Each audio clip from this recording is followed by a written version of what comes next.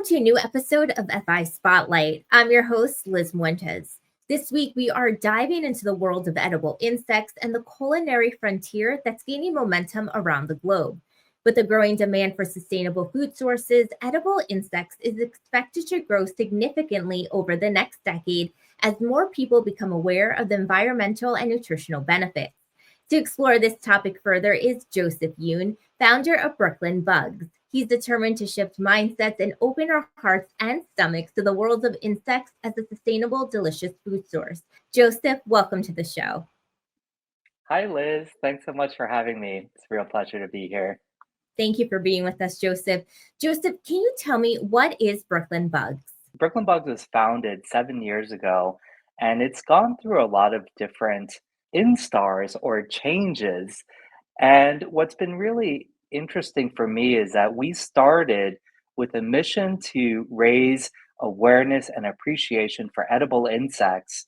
But as our industry has grown, there's been so much innovation around the area of insect agriculture. So much of our work has been dedicated towards the advocacy, outreach, and education of the delicious potential of edible insects and the innovations of insect agriculture to impact global food systems and the UN 17 Sustainable Development Goals.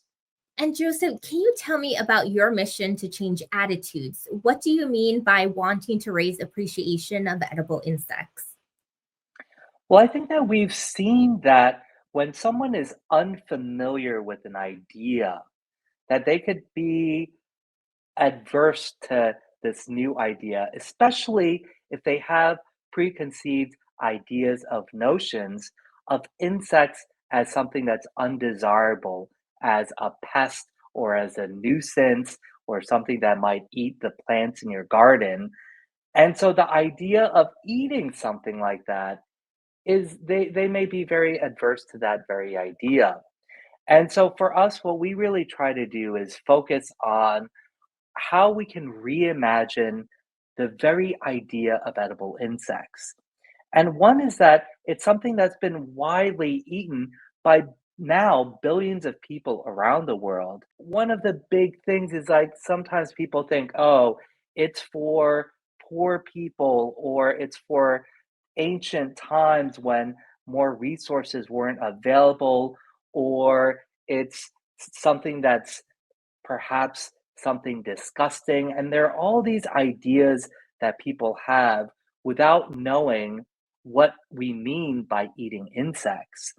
And so, what I love to do is demonstrate the wide versatility and broad applications of edible insects, meaning that we can cook and prepare them in manners that are already recognizable. So, if you like lasagna, we can add insect protein into the pasta sauce and in the pasta sheets as well.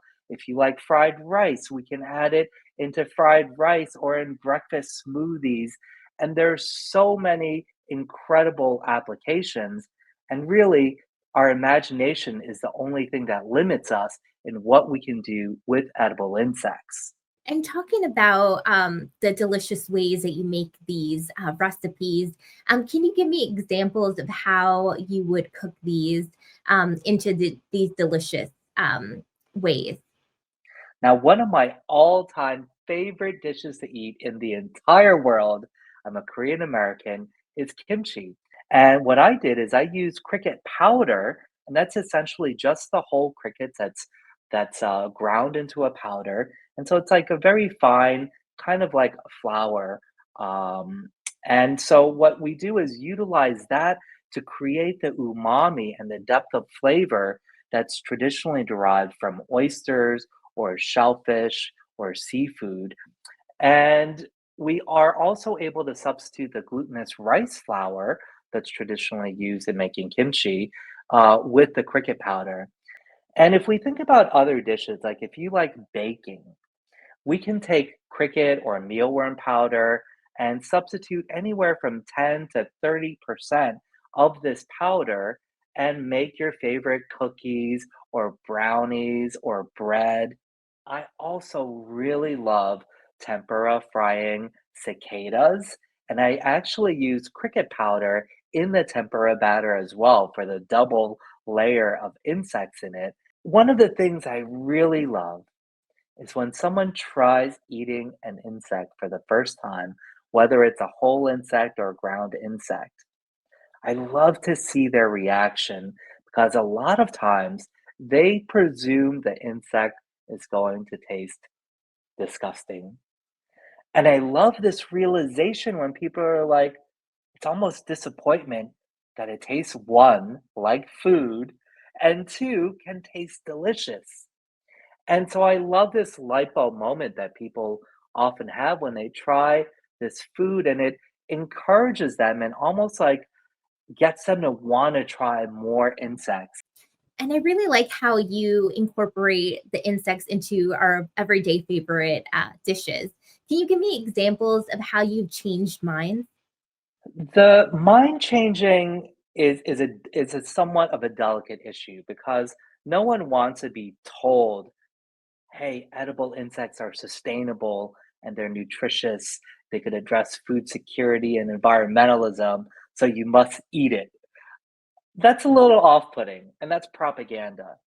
And so, what I love to do is to offer one, the knowledge, the education through the advocacy and through the outreach, not in a dogmatic manner where I'm saying we have to eat this, but rather to give like a little cultural lens that, hey, there are billions of people that are eating this.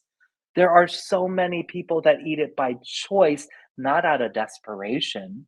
And I'm really just so happy that these opportunities allow for us not only to discuss the importance of edible insects, but in really keeping an open mind and an inclusivity and learning about new cultures and ideas that help us to shift our behavior and be able to like adopt new ideas as well. And what would you say is the key thing for people to know in order for them to shift their attitudes about eating insects? I think that some of the most important things to know if you're going to change your idea of eating insects is to have an open mind. And what you may know about an insect as a pest in your house or something that bites you, those are not the insects that we're suggesting that we eat. And the insects that we're talking about are reared on farms or harvested specifically for human consumption. And the facilities in America, they're at FDA approved or health USDA approved facilities. There are over 2,000 species of edible insects. So the nutrition of these insects are going to vary greatly, as is their flavor and texture. But if we take the cricket, that's probably the most commonly eaten in America. And the cricket has all nine essential amino acids and is packed with micronutrients like vitamin B12, zinc, potassium, magnesium, and it is about 50 to 80% protein by weight, depending on how it's prepared. And so it's an incredibly nutrient dense form of protein. It's also incredibly sustainable. And so it takes far fewer resources by way of the amount of water that's required, the amount of feed, the land to produce an equivalent amount of protein as it does for other forms of traditional livestock that we have. And so the potential for these micro livestocks of crickets or mealworms are incredibly valuable in being able to produce much more for far less resources. Joseph Yoon, founder of Brooklyn Bugs, thank you so much for your time. Thank you so much, Liz. It's really wonderful to share our work with you. And as always, you can check out more of our content by clicking on this playlist. For the Food Institute, I'm Liz Fuentes. I'll see you again next time.